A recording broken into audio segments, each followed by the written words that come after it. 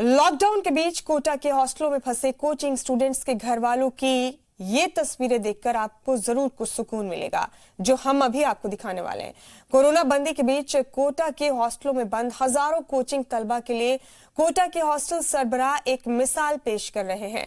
जब ज्यादातर हॉस्टलों के मेस में खाना बनाने वाले चले गए, ऐसे हालात में खुद हॉस्टल मालिक कोचिंग हासिल कर रहे तलबा के लिए अपने हाथों से खाना बना रहे हैं। उनकी कोशिश है कि बच्चों को वो सभी चीजें मिले जो आम दिनों में एक शेड्यूल पर उन्हें मिलती थी।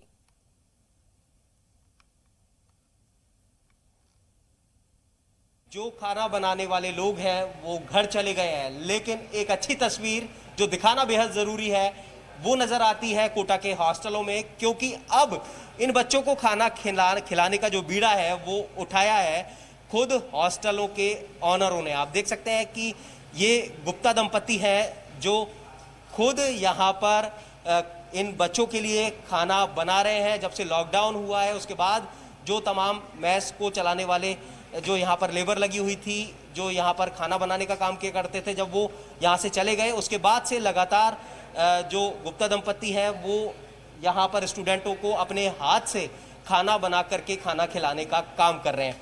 गुप्ता जी, निश्चित तौर पर फिलहाल इनका जो परिवार वो चिंतित है कि बच्चों को खाना मिल पाएगा या नहीं, लेकिन ये जो आपकी कोशिश है वो काबिल तारीफ है कि आपने समझा कि फिलहाल इन बच्चों को परिवार की तरह जो है वो तमाम इनकी ज़रूरतें पूरी हो पाए और इनका परिवार चिंतित ना रहे। बिल्कुल सही बात है। पेरेंट्स का हमारे पास बराबर फ़ोन आता रहता है और पेरेंट्स इनके सब चिंतित रहते हैं कि कहीं ऐसा तो नहीं है कि हमारा बच्चा, जब से ख़ास तौर पे कोटा में जब से केसेस स्टार्ट हुए हैं तब से बहुत ज़्यादा चिंतित होने लगे हैं। लेकिन हमने पूरा आश्वासन दे रखा है कि आप बिल्कुल निश्चिंत रहिए, आपके बच्चे जो हैं वो हमारे बच्चे हैं, हम इनके पूरे गार्जियन के रूप में इनकी सेवा करते हैं और ध्यान रखते हैं।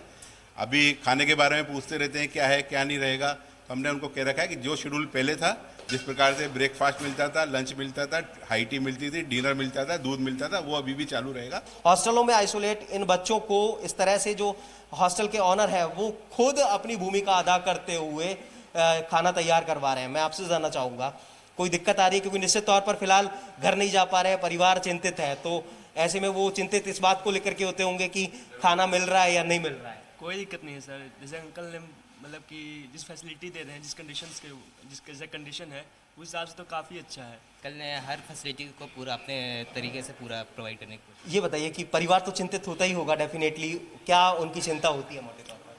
क्वालिटी मेंटेन फूड मिल रहा है यहाँ पे, कोई दिक्कत नहीं है। मैं कोई दिक्कत नहीं है, आप क्या कहेंगे? जी बिल्कुल सही है, मैं उनकी बात से सहमत हूँ। हम लोग को काफ़ी अच्छा ख्याल रखा जा रहा है और विपरीत परिस्थितियों में भी हम लोग के साथ मतलब काफ़ी कोऑपरेट किया जा रहा है। हम लोग यहाँ पे सुरक्षित हैं काफ़ी।